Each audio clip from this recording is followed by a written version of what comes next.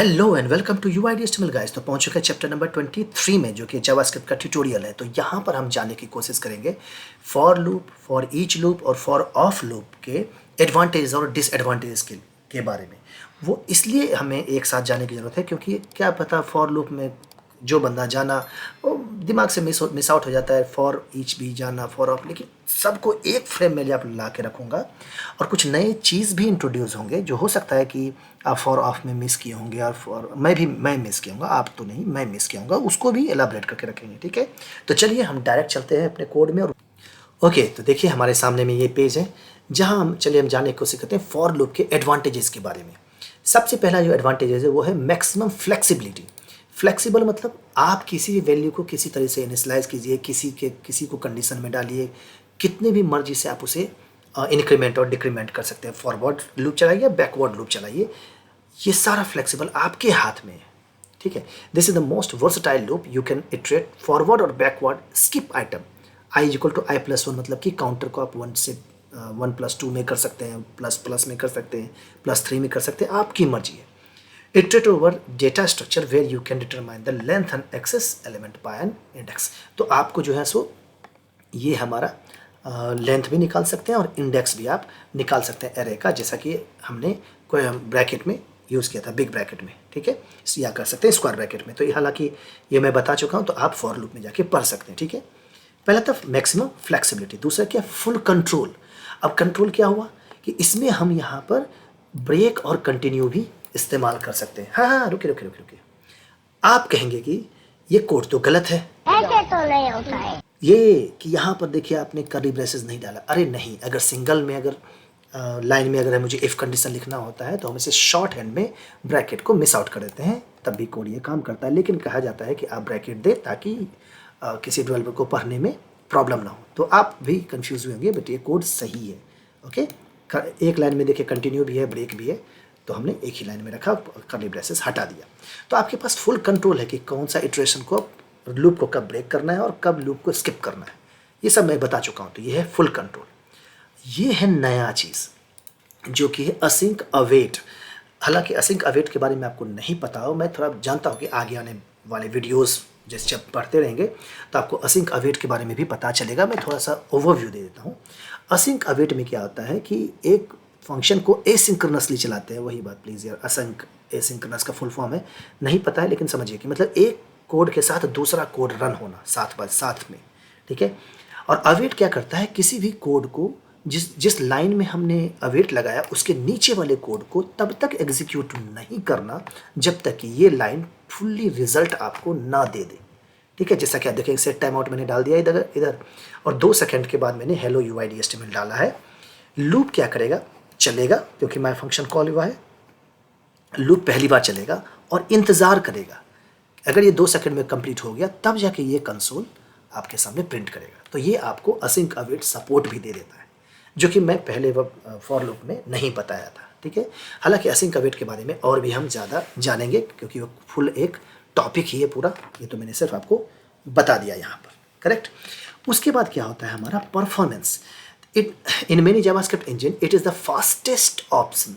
ये बहुत ज़्यादा तेज काम करता है क्योंकि हमने लिमिट सेट करते हैं एरे डॉट लेंथ तक चलना है, right. Although the performance difference is often negligible in real world examination application, तो मतलब कि परफॉर्मेंस का थोड़ा बहुत माइनरली अप एंड डाउन हो तो वो नेग्लिजिबल होता है। तो मैं कह सकता हूँ कि ये परफॉर्मेंस हमारा बेस्ट देता है।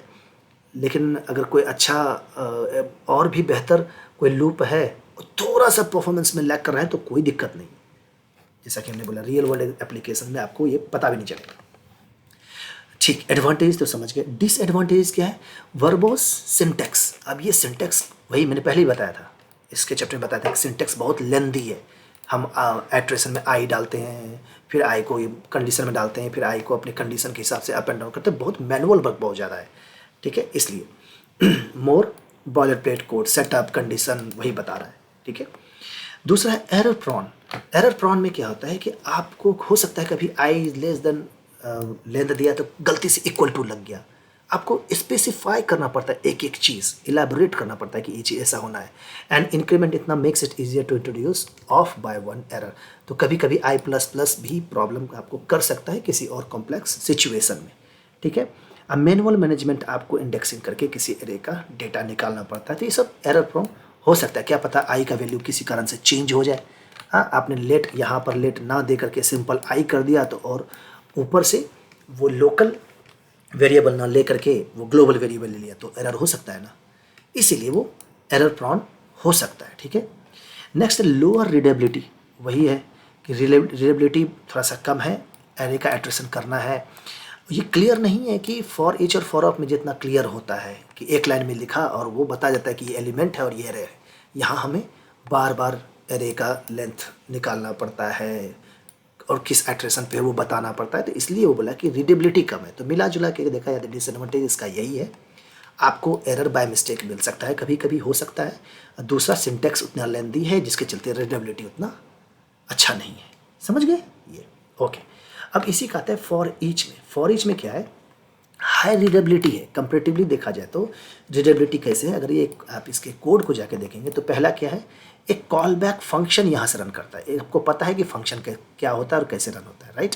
तो एक आप सिंपल एक फंक्शन है जिसके अंदर में एक एलिमेंट है जो बताता है इस एरे पे हमको चलना है, और ये एलिमेंट है उसका हमको किस इंडेक्स पे है वो भी, और आपको कंपेटेबल पूरा फुल्ली एरे भी देता है, जिसके चलते आपको कोई नया एरे कहीं से इंपोर्ट करने की जरूरत नहीं पड़ता या एक्सेस करने की जरूरत नहीं पड़ती है। ठीक है।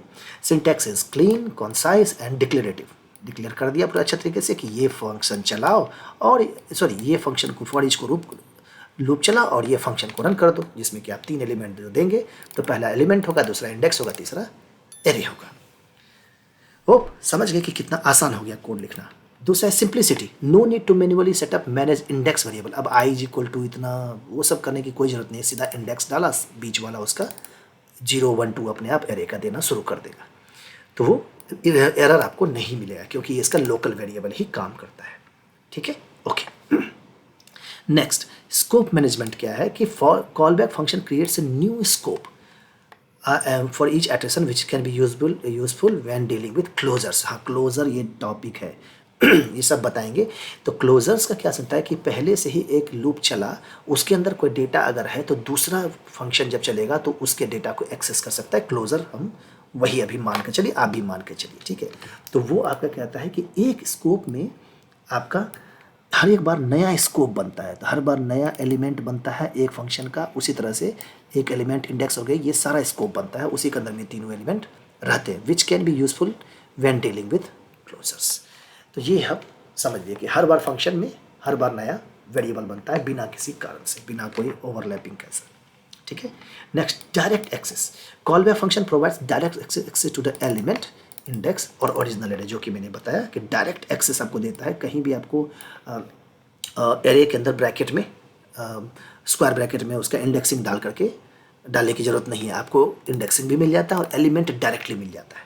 एलिमेंट में आपका जैसे मान लें कि एरे के अंदर ABC दिया हुआ है, तो एरे ऑफ स्ट्रिंग है, तो एलिमेंट पे पहला A आ जाएगा, आपको स्क्वायर ब्रैकेट में डालने की कोई ज़रूरत नहीं है, और एक्स्ट्रा आपको इंडेक्सिंग भी दे देता है और एरे भी देता है, इसके लिए कोई नया वेरिएबल बनाने की जरूरत नहीं है, जो कि मैं पहले भी बता दिया था। ठीक है। तो ये था इसका एडवांटेज फॉर ईच का।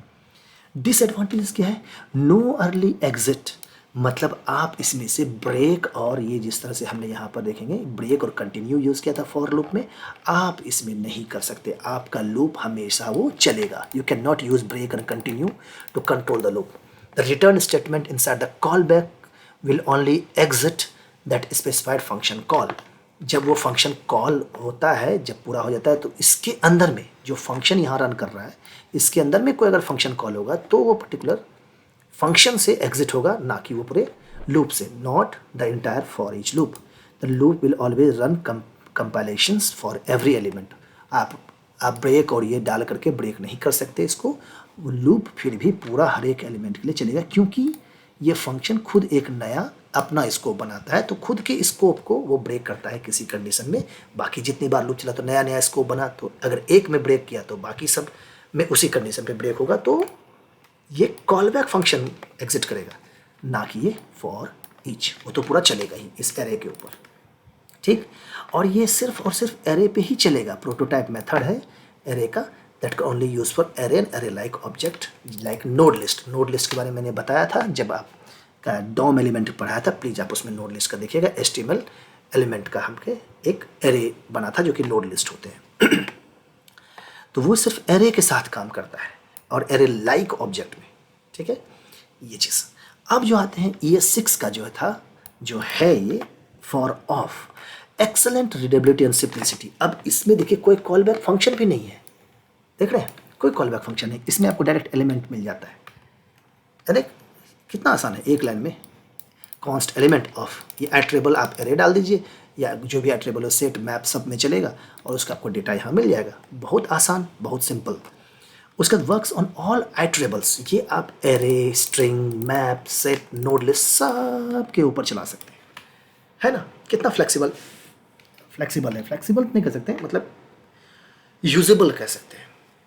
फुल कंट्रोल, और इसमें आप ब्रेक और कंटिन्यू भी यूज़ कर सकते हैं। वाह, ये भी मज़ेदार है। फुल कंट्रोल है, जैसे आपको फॉर लूप में यहाँ ब्रेक और मिला था, तो आपको इसमें भी फुल कंट्रोल आपको मिल सकता है, कोई दिक्कत नहीं है। उसके बाद क्या है, असिंक अवेट, यहाँ आप असिंक अवेट भी यूज़ कर सकते हैं।